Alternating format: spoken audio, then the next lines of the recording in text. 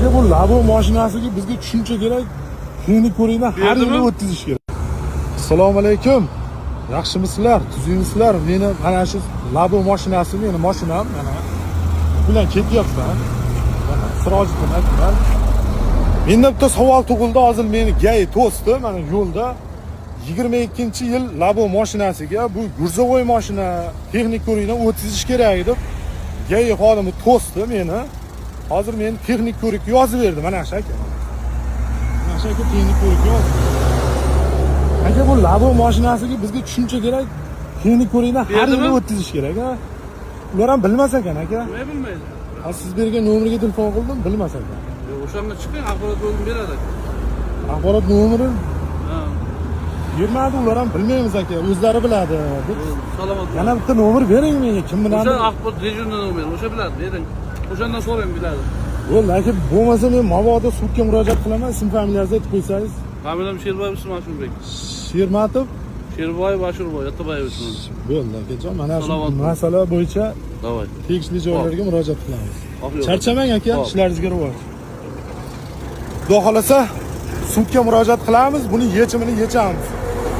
Sababiki yangi mashinalarga 10 yilgacha o'tkazilmasin degan joyi bor ekan. Gaylar menga tushuntirish berishni xohlamadi. Axborot bo'limiga murojaat qilasan dedi. Axborot bo'limiga murojaat qilsam, biz bundan bexabarmiz dedi. Mana shunaqa tushunarsiz holat. Jizzax viloyatida, Paxtakor tumanida bo'lib turgan holat. Sog' bo'linglar, fikrlaringizni bildirib qo'yarsizlar. Aka, nima bo'ldi? Nima bo'ldi? E'tirozi bo'lsa aka borib murojaat qilsin debdi. Axborot xizmati ma'lumot bermadi. Xizmatim sizga nomerini berdim. 151 69 32. 69 32. Bu nomerni berdi, bu odam menga ma'lumot bermadi. Ma'lumot bermagan bo'lsa aka o'zidan so'raysiz-da. Unga men ma'lumot berdim, yoqasidan ushlanmayman aka. Ma'lumot berish, bermaslik ularning vazifasi. Men sizga xizmat vazifam doirasida nomerini berdim. Ma'muriy bo'yicha rasmiylashtirdim aka. Bo'ldi. Bosavering aka, oq yo'q. Akajon, bo'ldi. Mana sizga aytyapman aka, bir kunda 2 marta mana shu texnik ko'rik bo'yicha menga tushuntirish berishni o'rniga mana shu hozir men vodiydan, o'zi vodiydanman aka. Qaytib borsam mana shu texnik ko'rik o'tkazib olaman lekin mana hozir menga bir kunda o'zida 2 soat ichida qayta 2 marta jarima yozib berildi. Aka, mana shuni Ushlab yana yozadi aka. Yo'q, mayli, yana yozib bersa menga o'tkazmagan. aytib ketaveradi. Qarang. Vazirlar Mahkamasining qarori 125-sonli qarori bor. Bo'ldi. Ko'ryapsizmi? Aha. Mana shuni ochingda va bir mashina chekka qo'yib o'qib oling. Bo'ldi, aka, men sizni tushundim. Faqat meni tushunmay turgan narsam, hozir bu yerda texnik ko'rik o'tkazishga imkoniyat bormi? Men hozir Laboyimda texnik ko'rikni o'tkazaman. To'g'ri borasiz, svetofor bu, birinchi svetofor. Birinchi svetofordan chapga kirasiz. Znak ko'p qo'yganmiz texnik ko'rikdan o'tkazish joyi. To'g'ri kirasiz. 100 metrlar kirganingizda 10 qo'lda turib texnik ko'rikdan o'tkazish. Texnik ko'rikdan o'tkazish. Borsiz, ana shu yerda polni tushuntirish ham berasiz sizga. Bo'ldi. Sizni transportingiz necha yilda bir marta o'tadi, qachon o'tadi, ana shu tushundingizmi? Bo'ldi. Tushundim. Sizga rahmat kattakon, yaxshi ishlayman, charchamayman. Mayli. Mana O'zbekistonda bir kunda o'zida 2 martadan arqa-marqa texnik ko'rikka yozib berilgan Labo mashinasi.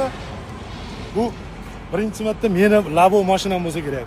Sog' bo'linglar. Assalomu alaykum, hurmatli vatandoshlarim, qadrdonlarim. Kecha men Labo mashinam bilan Jizzax viloyatida avtomobilni texnik ko'rikdan o'tkazish majburiy ekanligi haqidagi vaj bilan to'xtatildim va hamda mana shu masala bo'yicha ko'plab insonlarga murojaat qildim.